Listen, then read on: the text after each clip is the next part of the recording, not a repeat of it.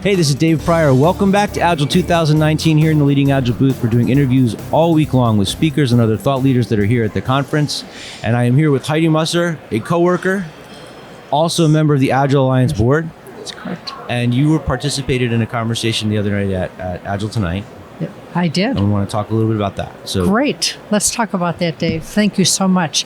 So for some of you that have attended the Agile conference in years past, on Tuesday night, the board always convenes a session called Agile Tonight. And in past years, we've typically talked about tech trends, what's happening throughout the industry. But we took a little bit different direction this year. Okay. And we changed direction because we've been hearing more and more from different members throughout the global Agile community how important diversity and inclusion is. And there's been an interest in ensuring that the Agile Alliance and the community we support, their needs are being met with respect to diversity and inclusion. Okay. So we, some board members, we put our heads together and we spent about an hour and a half with over 100 people talking about why diversity and inclusion matter. Okay. Okay. So anytime we begin a topic like this, what we did by design is we wanted to get the conversation framed in facts. Diversity and inclusion is frequently an emotional topic, especially for underrepresented groups, minority groups. Yeah. And we want to make sure we just grounded everyone in fact. So our approach on Tuesday night was to really present the facts about why diversity and inclusion matter, and what really is the current state of diversity in the broader tech community. Okay. Yeah. So I had a chance to talk about that a little bit. So let me just kind of summarize the key highlights. Yeah. Highlight number one, diversity and inclusion matter because it's good business. Right. Okay, so without going through all the facts tonight, there's ample research that suggests that market share, relative profits, customers, sales, all of those things from a business perspective increase in organizations that have good diversity. Okay. And before you go on, when you're talking about diversity, can you explain, clarify what that means to you, or what that means to the Agile Alliance when we talk about something like that? Diversity means, at its broadest sense, that everyone is represented. And when we say everyone, it means gender diversity, so male and female. Right. It means racial diversity. Okay. In terms of white, maybe Latina, African American. Right. Okay, Latino, Latina. It also means geographic diversity. Okay. So the Agile Alliance is a global community. And our board, for example, we have a board member from Australia. We have our newest board member from South Africa. Okay. We have a board member from the UK. We have a board member from Brazil. We have an outgoing board member from Bolivia. Wow. We have a board member from Canada. And actually, there's just 4 of us that are from the United States. Okay. Okay. So we're talking about all aspects of diversity. Yeah. Okay. Cool. Okay. Thank you. Great question. So we, diversity and inclusion, it's not just the right thing to do, but it's good business. Yeah. And whenever I have an opportunity to speak about this with business organizations, talk about the business aspects of it. Diverse organizations outperform non-diverse organizations. Better ideas, more creativity. Exactly. All that stuff. Diverse teams consistently outperform all other teams. They experiment more, they're more creative, they share knowledge. And they learn from each other. Exactly. Yeah. They fulfill their tasks. And they, in all dimensions, diverse teams consistently outperform all other teams. And you're also talking about generational diversity, too. Absolutely. Because that's something I notice a lot. And you've got some baby boomers left. There's all of us Gen Xers. There's the millennials. Yeah. There's this Z's over there. James is sitting over there. Is that the newest generation? That's James's the Z's? generation. Yeah. I would be one of the baby boomers. Yeah, yes, see? and I wear that proudly. And I'm very proud of being Gen X, and I want everyone to get off my lawn. A good day is when I can learn something from someone who's not like me. Yeah. That is the best day. When I can be in a group of people. And we can all raise each other up. Exactly. Yeah. When I can listen, when I can seek to understand, and when I can learn something from someone that does not look like me. Yeah. That's a really good day. So far, it's been a really good day. So one thing I noticed this year, and this is only one side of the diversity, but there has been a stronger push for like women in Agile and all that. And the stalwarts track is like half women. And I think more than half the interviews I've done in this booth have been with women. And that's really great to see, but there's still a lot of other stuff that we can do. So I shared some facts on Tuesday night, and a couple of these are so appalling, I'm going to share them again. Okay. The world lacks tech diversity. And generally, when we're talking about the Agile community, we're talking about the tech. Yeah. Okay, so if we can assume that's true, but the world lacks tech diversity. But the interesting thing that most people don't know is it's getting worse, not better. Okay. So let me just go through two sets of data. One from a company perspective and one from a higher education perspective. Okay. In 57% in 2018, 57% of the U.S. workforce, professional occupations in the U.S. workforce were held by women. Okay. Yet only 26% of computing occupations were held by women. In 2018. Okay. So the interesting thing is, what do you think that number was in 1991? What percentage of computing occupations do you think were held by women in 1991? I'm going to guess that it was higher. Most people do. It was lower. Yeah, no, it was high. No, okay. Excuse me. Most people think it was lower. No, I think it was higher. It was 36% in 1991. So what has happened since 1991 where it's gotten that worse. is now getting worse, okay? And it's horrible for people of color. Yeah. Only 3% of computing occupations in 2018 were held by African American women, 6% by Asian women, and 2% by Latino women. Wow. Hispanic women. So it's just horrible in those minority groups. So let's take a look at the academic side. Okay. Yeah. So the same percentage by coincidence, 57% of bachelor's degrees in 2017 in the United States, colleges and universities were awarded to women. Okay. Yet, in 2017, only 19% of computer science engineering degrees were awarded to women. Okay. Now, what do you think that number was in 1985? I would higher. 37%. See, I want to say lower, but I'm guessing higher. Most people say lower. Most people assume that it increased. Tech is ubiquitous. But more women in other underrepresented groups must be involved. I would assume that all the work that's being done around STEM is going to change the tide on that, but it's going to take a while for that to find its way. Is that wrong? Is that just like white guy thinking that? Well, a lot of attention is on STEM, but we still haven't gotten to enough of the root causes to reverse that wave. Starting to slow down a bit. But over the last, between 2000 and 2012, there's a 64% decline in the number of first-year female undergraduate students interested in computing. So what are they doing instead? They're doing things where they can bring their whole selves to work every day.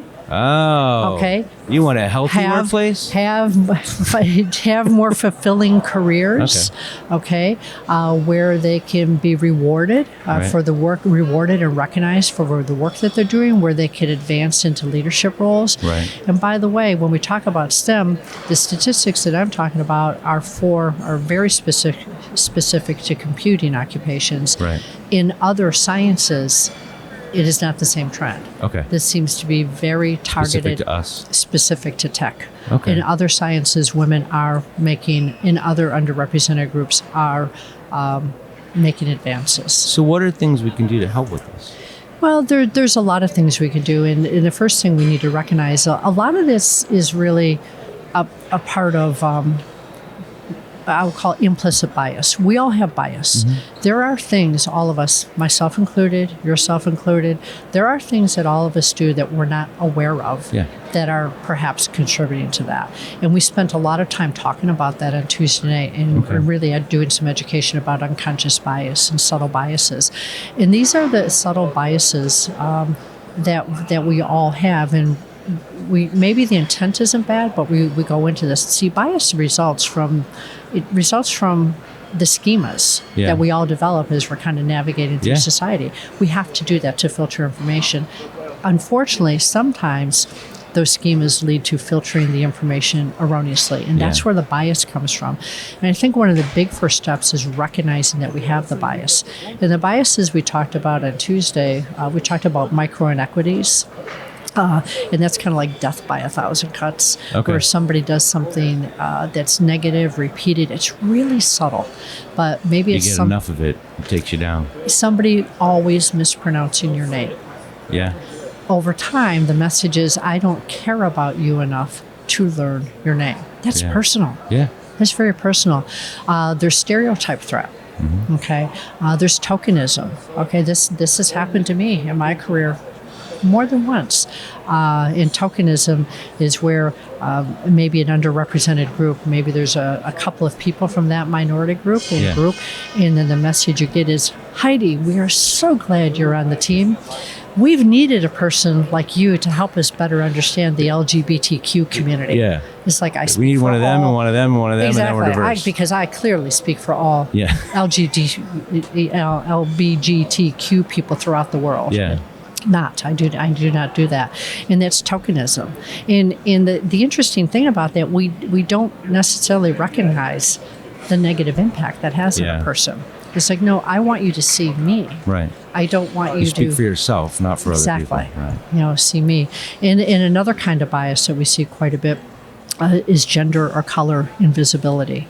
And again, I see this frequently in the workplace where somebody says something, and I've heard this said as recently as 2 weeks ago, I don't see color or gender. We all see color. Okay? We all see gender. If you perform well on my team, you'll succeed here. And it's like, wow, now you're discounting me. Now you're saying that I don't care enough about you. I'm going to treat everyone the same, when in reality we're all just a little bit different. In the bias there is, no, treat me for who I am. I want to be heard. I want to be seen. I want to be recognized. I want to be valued.